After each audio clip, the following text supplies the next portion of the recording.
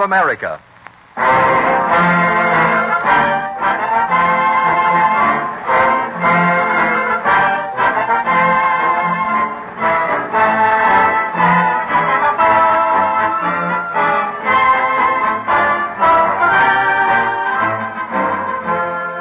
Most Americans are familiar with the names of those courageous early American explorers, Lewis and Clark, who are two of the characters in tonight's broadcast of the Cavalcade of America, presented by DuPont. Lewis and Clark launched their expedition into the wilds of the Northwest in 1804. But even then, the DuPont Company had established its first chemical factory in Delaware. The stories of exploration are bright pages in the history of the nation.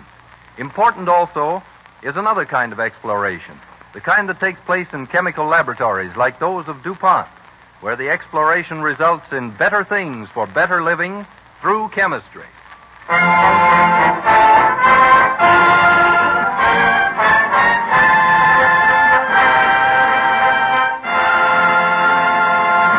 Our first story this evening takes place in the early days of the 19th century in the vast wilderness west of the Mississippi.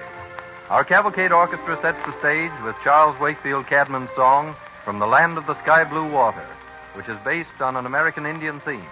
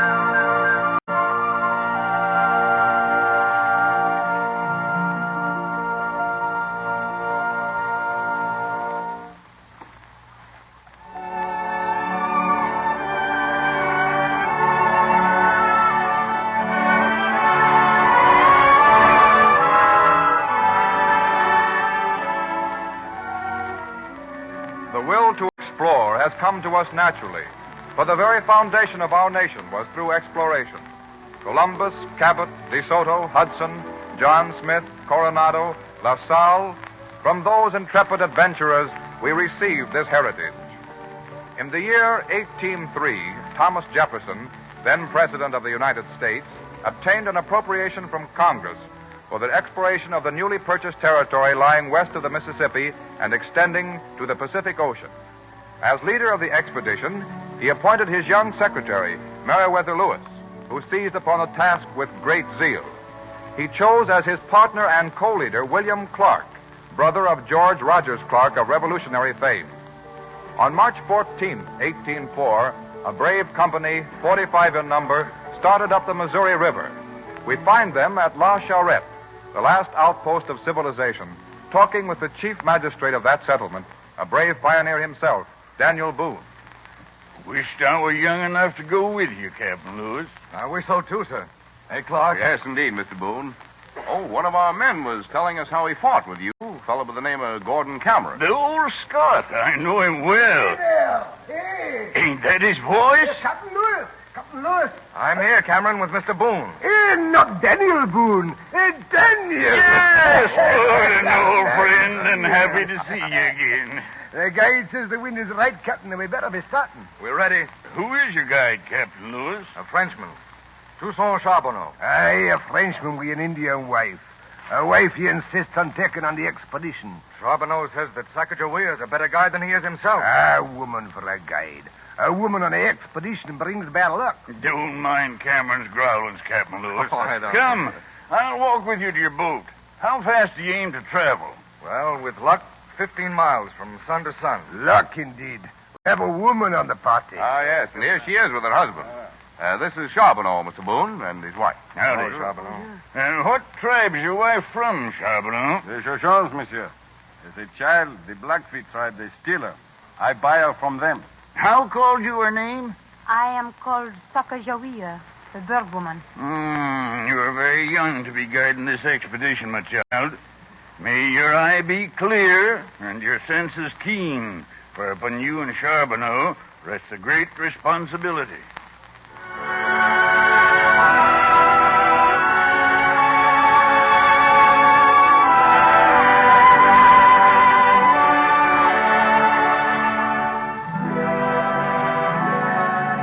Pushing westward, the daring adventurers struggled against turbulent waters and virgin forests, against hostile savages, death-bearing insects, wild animals, heat, rain, cold. As the year went on, a son was born to Charbonneau and Sacagawea. Over a year passes. It is June 1805. We find Captain Lewis with Cameron, Charbonneau, Sacagawea, and her papoose standing in a ravine beneath an overhanging rock where they have sought shelter from a torrential rain. When she rains so, this brook, she soon become a raging torrent. There's no saying what may happen with a woman on the party. And now with a bear. Surely we're safe here. Often I see angry waters carry huge rocks and trees before them, bringing death to all in their path. Even as she comes now. You hear? Aye, I hear it. It is as if a dam had burst. Hold her fast to the captain, wife. Even now the water covers our feet. Hold fast, Charbonneau. You'll lose your footing. Cameron, give him a hand. Hey, merci, monsieur. I cannot swim. We must get to the higher ground and quickly. Each moment the water she rise. Give me the child, Sacagawea. I'll hold him. Thank you, Captain. Wife, the current has swept her away. Cameron, hold the child. Here, Charbonneau, take my gun and sack. The waters, they are carrying her toward the falls, monsieur. I'll get her. I'm coming, Sacagawea. Captain, wait now. Now they'll both be dragged into the rapids. Captain, watch those rocks. Look, he has reached her. They'll never stand against the torrent. Here, hold the baby. Yes, monsieur. Courage, Captain. Cameron, he brings her up. Hold fast. Hurry. I can't hold it much longer. I'm throwing it behind you, Captain, so they'll drift down to you. Here you are. I have it. He has it. Pull, Cameron. Hey, pull. Slowly. Slowly, the rock will cut the rope. Once more, man brave. One more pull. We'll make it this time, Captain. Good. Give me your hand there. Here now, up on the bank. Sit there. You're safe now. Better lie here. Here, wrap this cloak of mine around you. Cameron, you were giving me your cloak. After all the trouble we had to save you, it wouldn't have been sense to let you die of the cold.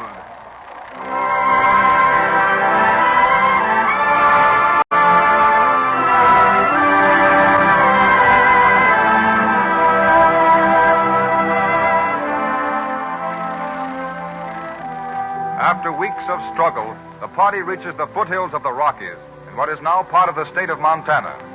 For days, the expedition searches in vain for a way through or across the huge mountains. Lewis, Cameron, and Sacagawea gaze toward the snow-tipped peaks that bar their path. Mountains. Mountains in all directions. Impassable barriers, that's what they are. Somewhere on the other side of those mountains lies the great Columbia River. leads to the Pacific. Unless we reach it, our whole expedition's a failure. Hey, your woman guide has failed ye. Lewis, look. Indians coming through the ravine. Yonder. Blackfeet, enemies of my people. They outnumber us. Let's face them, Captain. Daniel Boone and I were a match for the 5 redskins. Let me speak with them. No, wife, no. They'll catch you and carry back into slavery again. Let's face them, Captain. Sacagawea! Wait, Sacagawea, come back here! This fleet is a deer, monsieur. Already she is too far away. Come, we must follow her. They are Blackfeet, monsieur. They make friends with no one. Every man ready now. The chief is approaching her. His greetings seem friendly. May be treachery. If we have to rescue that woman again... Quiet, Cameron. Be on guard. I wish I could understand what they're saying. Captain Lewis, these my own people. This is my brother. He bids you welcome. He thanks you for saving my life. The Blackfeet drove them from their old hunting grounds. Tell the chief that we are his friends and that we bring gifts and food. Ask if he knows a pass through the great mountains. Perhaps she plans to trick us, Captain. You can guess which way a man will jump, but a woman or a redskin... Wait, Cameron. Well, Sacagawea? Beyond great mountains lies mighty river that leads to the sea. There is a path by which it may be reached. The great river. The river we seek. He never shows the way. It's his only defense against the Blackfeet. Wait. Chief knows white men are true friends. He will lead white warriors through mountains. Goal is won. Well, come on. Were we wrong now to bring the woman? It'd be a mean man who couldn't admit that he was wrong.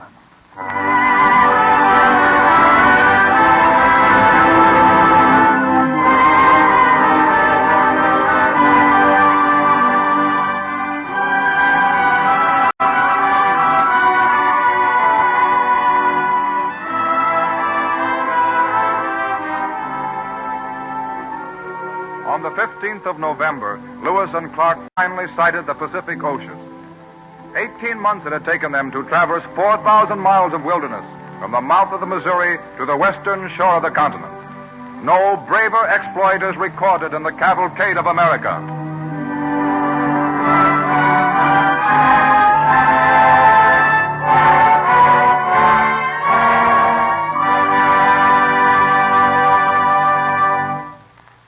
This evening's second story concerns Greely's Arctic expedition in 1881. Much of the music of Grieg expresses the composer's impressions of his own Northland. Our Cavalcade Orchestra will set the scene with Morning Mood from Grieg's suite Peer Gynt.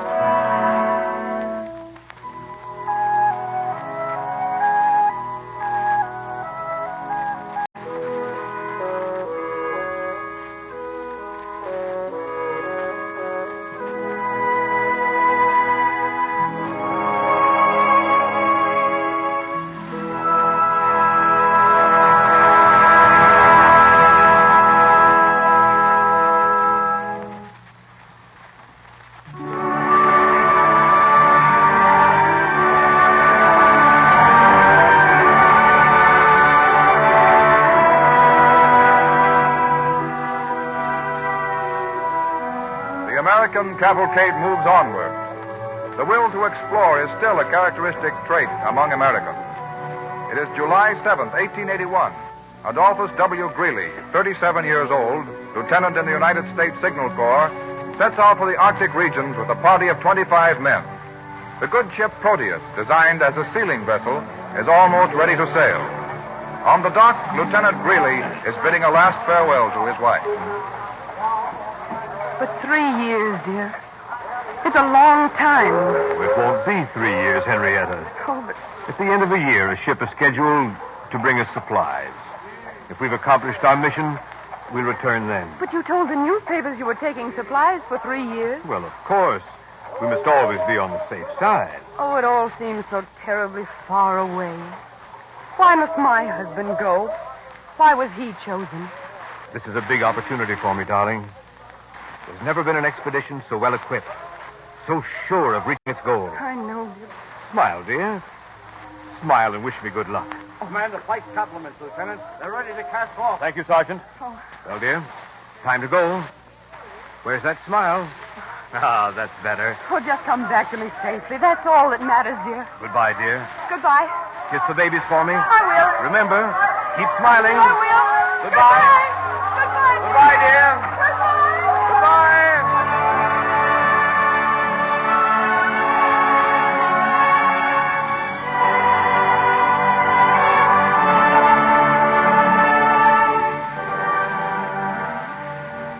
On August 12th, Lieutenant Greeley established headquarters on Discovery Bay, Greenland.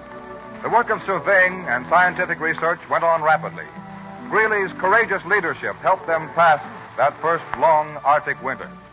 On May 13, 1882, a sub-expedition under Lieutenant Lockwood planted the stars and stripes farther north than man had ever been before. They returned to Greeley's camp, only to find that no relief ship had arrived. One had been sent out, and 6 times it had tried to pass through the ice in Cane Sea, only to be baffled by the floes. The second winter was worse than the first, and the spring brought no promise of better times. They wait for the relief ship that never comes. Trying to keep up their courage, Greeley goes among them. Captain Greeley. Captain Greeley. Yes, Brainerd. Rice and Jans, the Eskimo, have returned. Yes? They report nothing but open sea on every side. No supplies were found. The last hope. Captain Greeley, Yes, Doctor. Lockwood is asking for you. I'll go with you at once. Brainerd, see that the flag of distress is firmly planted on the highest ground. There might still be a chance. Yes, Captain. Well, Doctor, how is Lockwood today? Very weak, Captain. He's in this tent here. Captain Greeley, Yes, Lockwood. that last trip of mine, I left the message. Will anyone ever find it? We can only hope, my friend. If our fate is the worst. It is easy to die. Very easy. But it's hard to struggle, to live. I expected privation, death perhaps, but not abandonment.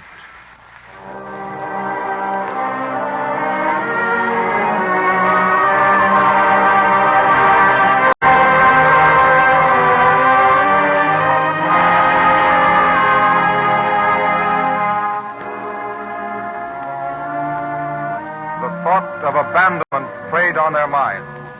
And while they waited, the Proteus, Greeley's original ship, was sent with supplies, but was crushed in the ice pack. Almost 3 years after the start of the expedition, through the insistence of Mrs. Greeley, President Arthur sent 3 vessels, the Thetis, the Fair, and the Alert, the latter a gift from Queen Victoria and the British nation. In August, the Thetis floats amid the ice near Brevoort Island off the Greenland coast. The commander of the relief expedition, Winfield Scott Schley, is on deck as Lieutenant Caldwell returns to the ship with a searching party. Well, Caldwell, Report of searching party on Brevard Island, sir. Fog heavy, bad visibility. No sign of the Greeley party. But we did find this paper buried in a spot which was undoubtedly the remains of a supply cache. Give it to me. October 21st, 1883. My party now permanently encamped on west side of small neck of land, distant about equally from Cape Sabine and Cocked Hat Island. Rations for 40 days. A.W. Greeley. Written almost a year ago, and rations for only 40 days. Norman. Yes, sir? Full speed as the ice will permit. Make for Cape Sabine. Yes, sir. Full speed ahead, Wilson. Order the whistle to keep blowing. One man is alive. He may hear it. Yes, sir. Whistle steady.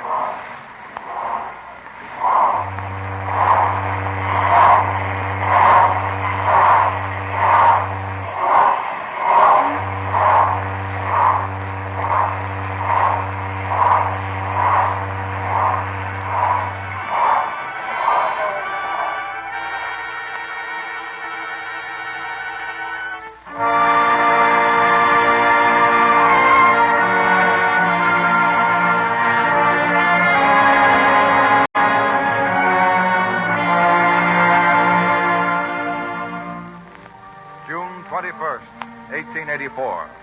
The outpost of the lost. Sergeants Long and Brainerd huddled together beside the one tent, weakened by hunger and exposure. Brainerd, Yes. don't you hear something? Only the sound of the ice. I mean, that whistle. Listen. The wind. It's always whistling. I know the wind when I hear it. That's a ship's whistle. Oh, Long, you're a fool.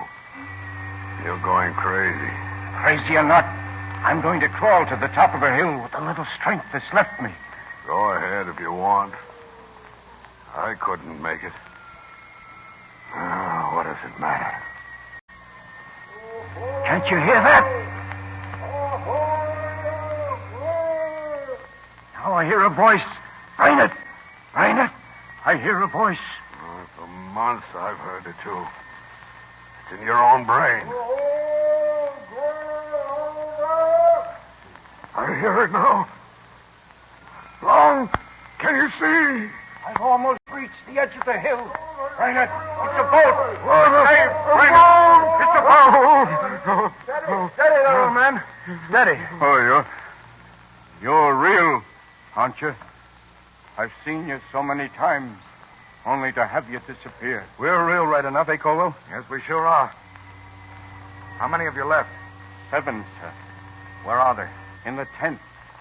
There, behind the bank. Come on, Norman, hurry. What? Help this man. Come on. Is Mr. Greeley alive? Just, sir. Any other officers? No, sir.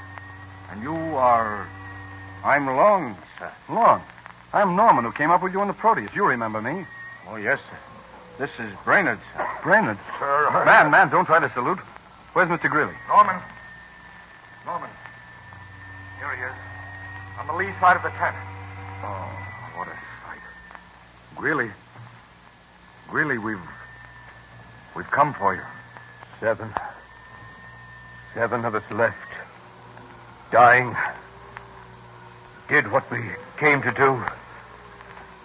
Beat the best record. Of course you did, sir. And now we've come to take you home. Home. Yes, sir. You're rescued, sir. Don't you see the ship? Lift me a little. I want to see the flag. Greeley, old man. It's Norman. I brought you a message from your wife. She said that when you came home, you'd find her smiling.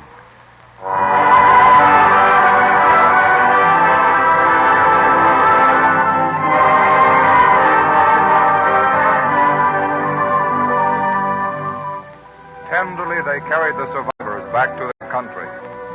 Greeley lived to receive the praise of his government and later became chief signal officer in the Army. His diary and his own published description of his exploits were typical of the man's modesty and courage. No credit was claimed by him. All was given to the men who followed him to the outpost of the law. Heroes like these gallant explorers, Lewis, Clark, Greeley, Brainerd, make us proud to be their countrymen, proud of their leadership in the cavalcade of America.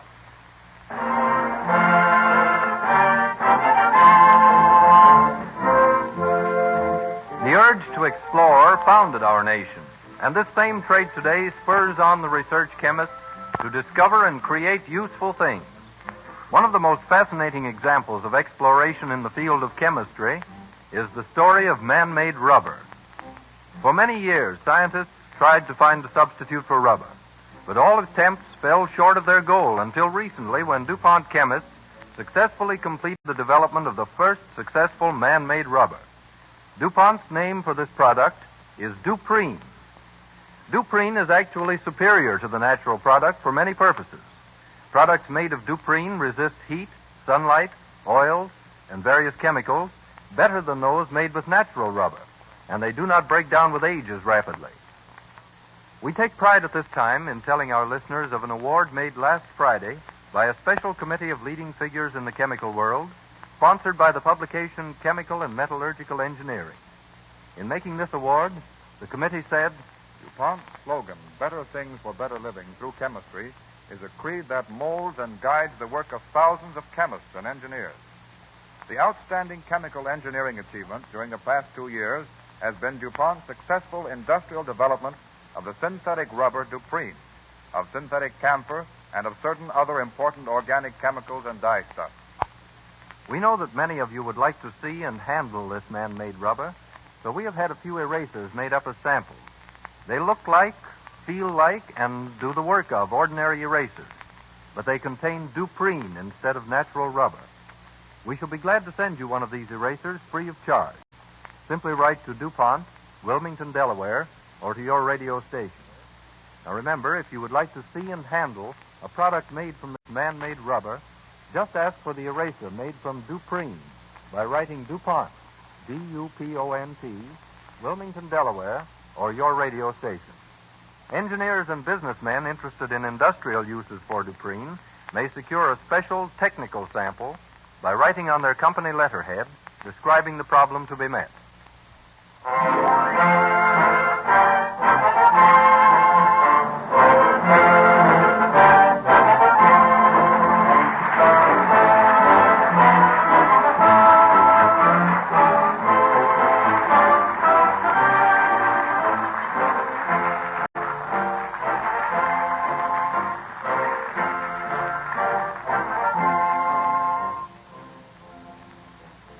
Next Wednesday at this time, DuPont will again present the Cavalcade of America.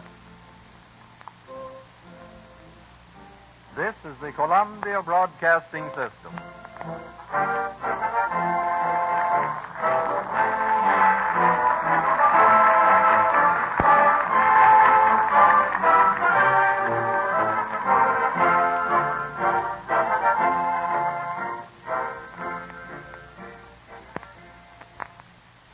WABC, New York.